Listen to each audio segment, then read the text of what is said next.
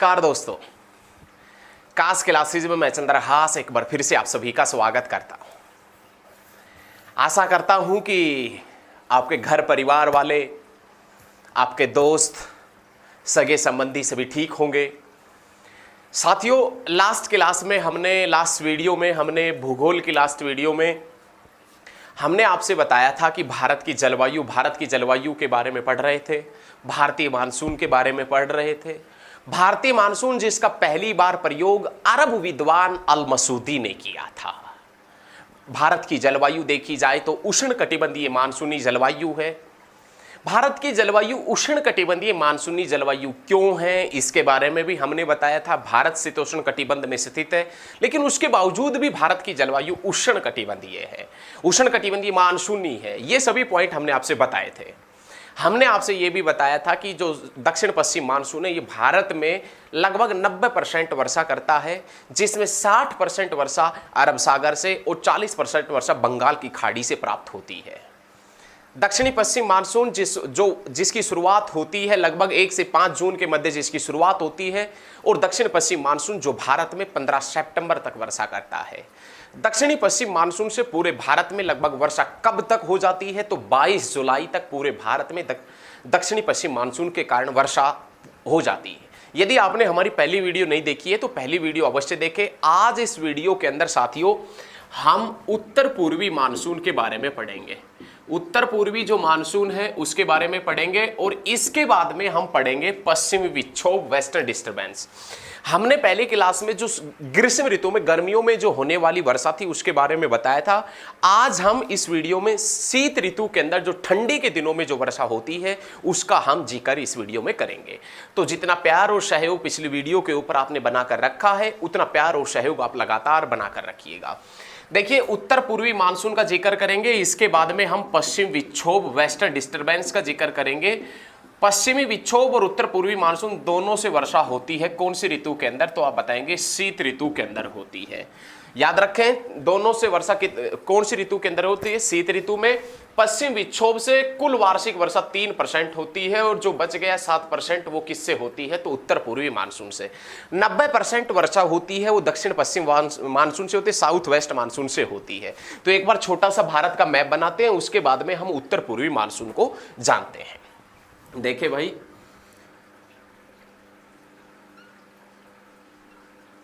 मान लेते हैं कि अपने पास में कुछ इस टाइप का ऐसा एक भारत है, इस प्रकार से थोड़ा थोड़ा है ऐसा ही। इस प्रकार से मान लेते कि अपने पास में एक भारत है, इंडिया है, और आज हम पढ़ रहे हैं उत्तर पूर्वी मानसून। याद रखिएगा, नॉर्थ ईस्ट मानसून के बारे में जान रहे हैं। अब नॉर्थ ईस्ट मानसून वर्षा कब करेगा? एक्चुअल में ये नॉर्थ ईस्ट क्या है, उत्तर पूर्व क्या है? अरे उत्तर पूर्व मानसून कुछ नहीं है। अरे उत्तर पूर्व वो क्षेत्र है जो उत्तर पूर्वी हवा, जो उत्तर पूर्व दिशा से, इस दिशा से हवा आती है, वो नीचे की तरफ जाती है दक्षिण पश्चिम में। एक्चुअल में यही उत्तर पूर्वी मानसून है। पिछली वीडियो के अंदर आपने क्या देखा था, दक्षिण पश्चिम मानसून। दक्षिणी पश्चिम मानसून से हवा इस प्रकार से एंट्री की थी, अब उत्तर पूर्व दिशा से आ रही है और वो हवा दक्षिण पश्चिम की तरफ जा रही है। मतलब जो हवा गई थी अब वो हवा वापिस आ रही है। अब दक्षिण पश्चिम मानसून से जो हवा भारत में प्रवेश किया था, क्यों किया था? क्योंकि भारत के अंदर निम्न दाब का क्षेत्र बन गया था। भारत के अंदर, उत्तर भारत में जब सूर्य का प्रकाश 21 जून को लगभग ट्रॉपिक ऑफ कैंसर कर्क रेखा के आसपास पड़ता है, तो इस क्षेत्र के अंदर निम्न दाब का क्षेत्र बन जाता है, और उस निम्न दाब क्षेत्र को भरने के लिए दक्षिणी गोलार्ध से उत्तरी गोलार्ध से हवा आई थी। उत्तरी गोलार्ध वाली जो हवा थी वो हिमालय पर्वत श्रृंखला ने रोक ली थी, लेकिन दक्षिणी गोलार्ध से जो हवा आई थी इस निम्न दाब क्षेत्र को भरने के लिए, वो फेरल के नियम के अनुसार वो हवाएं अपने राइट साइड में घूम गई थी, अपने दाएं घूम गई थी, और जैसे ही दाएं घूमी थी उन हवाओं की दिशा दक्षिण पश्चिम हो गई थी। अब ये हवा दक्षिणी पश्चिम मानसून दक्षिणी पश्चिम से कौन सी दिशा की तरफ जाता है? उत्तर पूर्व की तरफ। अब जो ये हवा गई थी ना, इन्हीं हवाओं को हम वापिस लेकर आएंगे, लेकिन जब ये हवा उल्टी आएगी, वापिस आएगी, तो ये हो जाएगी उत्तर पूर्वी मानसून। उत्तर पूर्वी दिशा से ये हवा कौन सी दिशा में आएगी? दक्षिण पश्चिम की तरफ। लेकिन ये हवा उल्टी क्यों आएगी? लेकिन ये हवा उल्टी क्यों आना चाहती है? ये हवा उल्टी तब आएगी जब सूर्य का प्रकाश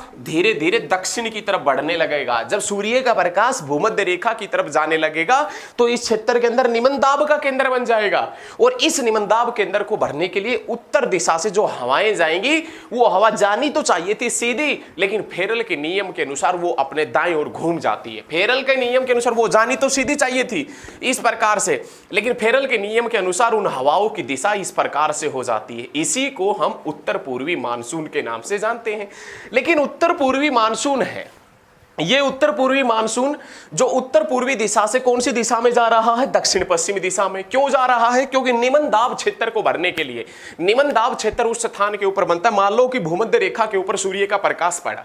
भूमध्य रेखा के ऊपर जब सूर्य का प्रकाश पड़ा तो यहां इस क्षेत्र के अंदर धरातल गर्म हो गई, और धरातल गर्म होने के बाद में जो हवाएं धरातल के ऊपर से बह रही थी वो हवा गर्म होकर ऊपर की तरफ उठने लगा, और जैसे ही हवा ऊपर की तरफ उठने लगा, हवा जैसे ही ऊपर की तरफ उठा तो बीच वाला पार्ट खाली हो गया। इस खाली पार्ट को ही हम निम्न दाब के नाम से जानते हैं। और इस निम्न दाब क्षेत्र को भरने के लिए, इस खाली भाग को भरने के लिए उत्तर से 35 डिग्री उत्तर से 35 डिग्री दक्षिण से हवाएं चलने लगती है। उन हवाओं को व्यापारिक हवाओं के नाम से जानते हैं, लेकिन वो हवाएं फेरल के नियम के अनुसार बदल जाती है। ऐसे ही जब हवा दक्षिण की तरफ जा रही थी निम्न दाब क्षेत्र को भरने के लिए, तो फेरल के नियम के अनुसार वो हवाएं अपने दाईं ओर घूम गई, राइट साइड घूम गई, और जैसे ही वो राइट साइड घूमी, इन हवाओं की दिशा उत्तर पूर्व हो गई, और इसी को हम उत्तर पूर्वी मानसून के नाम से जानते हैं। समझ में आया? समझ में आया? नहीं समझ में आना चाहिए। अरे मस्त है एकदम, समझ में आया? तो ये हवाओं की दिशा है उत्तर पूर्वी से लेकर कौन सी दिशा में है? तो बच्चे आप बता देंगे दक्षिण पश्चिम में। अब अपवाद है। अब अपवाद क्या है कि भाई एक बात आप समझने की कोशिश कीजिए, ये सारा सथलखंड है और ये सथलखंड के ऊपर से हवा बहती हुई आ रही है, तो इन हवाओं के अंदर तो नमी है ही नहीं। इन हवाओं के अंदर तो नमी है ही नहीं, आर्द्रता है ही नहीं। अब नमी नहीं है तो ये वर्षा कहां से करेगा? भाई इन हवाओं के अंदर नमी नहीं है क्योंकि ये सथलखंड से बहकर आई है, इनके अंदर नमी नहीं है। नमी उन हवाओं के अंदर मिलेगी जो सागर महासागर खाड़ी के ऊपर से बहती है, उन हवाओं के अंदर नमी मिलेगी। इनके अंदर नमी नहीं है तो ये किसी भी स्थान के ऊपर वर्षा नहीं करती। लेकिन उत्तर पूर्वी मानसून का एक भाग, उत्तर पूर्वी मानसून का एक भाग पूर्वोत्तर भारत के ऊपर से गुजरता है। उत्तर पूर्वी मानसून का एक भाग पूर्वोत्तर भारत के ऊपर से गुजरता है, और जो हिस्सा पूर्वोत्तर भारत के ऊपर से गुजरता है वो हिस्सा आगे की तरफ बढ़ता है। जब वो आगे की तरफ बढ़ता है तो वो हिस्सा बंगाल की खाड़ी के ऊपर से गुजरता है, और जब वो बंगाल की खाड़ी के ऊपर से गुजरता है, जब वो बंगाल की खाड़ी के ऊपर से गुजरता है तो आगे जाकर बंगाल की खाड़ी से नमी प्राप्त कर लेता है, और आगे जाकर यहां पर पूर्वी घाट पर्वत श्रृंखला से टकराता है तमिलनाडु के अंदर। आगे जाकर पूर्वी घाट पर्वत श्रृंखला से टकराता है तमिलनाडु में, और टकराकर यहां पर वर्षा करता है। लेकिन उत्तर पूर्वी मानसून कौन सी ऋतु में वर्षा करता है? तो आप बताएंगे सर्दियों के दिनों में, शीत ऋतु में वर्षा करता है। और उत्तर पूर्वी मानसून से तमिलनाडु के अंदर वर्षा होती है। एकमात्र कौन से राज्य के अंदर मानसून होती है? तमिलनाडु के अंदर। और कौन से मंथ में? दिसंबर और जनवरी में। और तमिलनाडु के कौन से तट के ऊपर होती है? तो आप बताएंगे कोरोमंडल तट। और कोरोमंडल तट कहां से कहां तक है? तो कन्याकुमारी से लेकर कृष्णा नदी का जो डेल्टा है वहां तक का तट कोरोमंडल तट के नाम से जाना जाता है। तो याद रखिए, उत्तर पूर्वी मानसून वाली हवाएं लगभग सथलखंड से गुजरती है। जब ये सथलखंड से गुजरती है, लेकिन इनके अंदर नमी की मात्रा नहीं होता। नमी की मात्रा नहीं होता तो एक्चुअल में होता क्या है कि ये आगे से सीधे निकल जाती, लेकिन इनका एक हिस्सा पूर्वोत्तर भारत के ऊपर से गुजरता है जो बंगाल की खाड़ी से नमी प्राप्त करता है। उसके बाद में पूर्वी घाट, ईस्टर्न घाट माउंटेन रेंज से तमिलनाडु के अंदर दक्षिण में टकराता है। लेकिन उत्तर पूर्वी मानसून भारत में शीत ऋतु में वर्षा करता है, दिसंबर जनवरी में वर्षा करता है, तमिलनाडु के तटों पर वर्षा करता है। उत्तर पूर्वी मानसून से तमिलनाडु के तटों पर वर्षा कौन से ऋतु में होती है? शीत ऋतु में। कब होती है? दिसंबर जनवरी में। कौन से तट के ऊपर होती है? बहुत बार एग्जाम में पूछा जाता है। तो कौन से तट के ऊपर होती है? तो आप बता देंगे कोरोमंडल तट के ऊपर। उत्तर पूर्वी मानसून के दौरान हवाएं कौन सी दिशा से कौन सी दिशा में जाती है? तो उत्तर पूर्व से दक्षिण पश्चिम की तरफ। उत्तर पूर्व से कौन सी दिशा में? दक्षिण पश्चिम। ये दक्षिण दक्षिण पश्चिम में या दक्षिण में हवाएं क्यों जा रही है? क्योंकि दक्षिण के अंदर निम्न दाब का क्षेत्र बना हुआ है और हवाएं हमेशा उच्च दाब से हाई प्रेशर से लो प्रेशर की तरफ चलते, उच्च दाब से लेकर निम्न दाब की तरफ चलती है। तो ये चीज भी आपने याद रखनी है, ठीक है। तो ये उत्तर पूर्वी मानसून के कुछ पॉइंट थे जो आपने याद रखने अच्छे तरीके से। अब हम वेस्टर्न डिस्टर्बेंस जो पश्चिम विक्षोभ है उस पश्चिमी विक्षोभ के बारे में जान लेते हैं। ये समझ में आया? समझ में आएगा। ऐसी कोई चीज नहीं जो आपके समझ में ना आए, और ऐसी कोई पढ़ाई नहीं जो आपको ना आए, और ऐसा कोई खेल नहीं जो आपको ना आए, और ऐसी कोई नौकरी नहीं जो आपको ना मिल सके। नहीं, एक जुनून, एक जोश, एक जज्बा आपके अंदर होना चाहिए। यदि वो जुनून, यदि वो जोश या वो जज्बा आपके अंदर है तो हम और आप कुछ भी कर सकते हैं। ध्यान रखें। तो आप सरकारी नौकरी प्राप्त कर लेंगे आसानी से, कोई बड़ी बात नहीं है। देखें, उसके बाद में नाम आता है पश्चिमी विक्षोभ। पश्चिमी विक्षोभ जिसे आप वेस्टर्न डिस्टर्बेंस के नाम से जानते हैं। एक्चुअल में ये पश्चिमी विक्षोभ क्या है? या पश्चिम विक्षोभ एक ऐसा चक्रवात है, पश्चिम विक्षोभ एक ऐसा चक्रवात है जो समशीतोष्ण है। पश्चिम विक्षोभ एक समशीतोष्ण चक्रवात है। पश्चिम विक्षोभ का जिक्र करें तो ये एक समशीतोष्ण चक्रवात है जिसका जन्म कहां होता है ये आप देखें। पश्चिम विक्षोभ के बारे में बात करें तो पश्चिम विक्षोभ याद रखिएगा समशीतोष्ण चक्रवात है जिसका जन्म होता है भूमध्य सागर के अंदर। जिसका जन्म कहां होता है? भूमध्य सागर में। और भूमध्य सागर में किसके कारण होता है? तो आप बताएंगे सहारा जो मरुस्थल है, सहारा मरुस्थल, उसकी गर्म हवा के कारण और यूरोप की ठंडी हवा मिलने के कारण भूमध्य सागर में एक समशीतोष्ण चक्रवात पश्चिम विक्षोभ का जन्म होता है। पश्चिम विक्षोभ नहीं पता था, किसी को भी नहीं पता था पश्चिम विक्षोभ वेस्टर्न डिस्टर्बेंस क्या है। ये तो सिर्फ इंडियन ज्योग्राफी में वेस्टर्न डिस्टर्बेंस।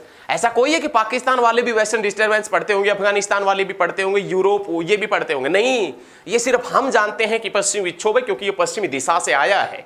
पश्चिमी चक्रवात है, चक्रवात विक्षोभ जो पश्चिम दिशा से आया है जिसके कारण हम विक्षोभ कह रहे हैं। वरना पाकिस्तान वाले, अफगानिस्तान वाले और वो यूरोप वाले और ये कोई जान रहे होंगे। तो आप याद रखिएगा पश्चिम विक्षोभ एक समशीतोष्ण चक्रवात है जिसका जन्म भूमध्य सागर में यूरोप की ठंडी वायु राशि और सहारा मरुस्थल की गर्म वायु राशि मिलने के कारण होता है। लेकिन जैसे ही मान लेते हैं कि अपने पास में ये भूमध्य सागर है, मान लेते हैं कि अपने पास में भाई साहब यहां पर अपने पास में यहां पर भूमध्य सागर पड़ता है। भूमध्य सागर में यूरोप महाद्वीप की ठंडी वायु राशि और सहारा मरुस्थल की गर्म वायु राशि आपस में मिली, दोनों हवाएं आपस में मिली, वहां पर एक चक्रवात का जन्म हुआ। वो चक्रवात समशीतोष्ण चक्रवात था। वो समशीतोष्ण चक्रवात ऊपर की तरफ उठने लगा। लेकिन जैसे ही ऊपर की तरफ उठा, क्षोभ मंडल की ऊपरी सीमा पर, क्षोभ मंडल जो ट्रोपोस्फियर है उसकी ऊपरी सीमा पर जेट हवाएं चलती है। जेट स्ट्रीम, जिसे आप नाम सुना होगा ना जेट स्ट्रीम का, जेट हवाएं चलती।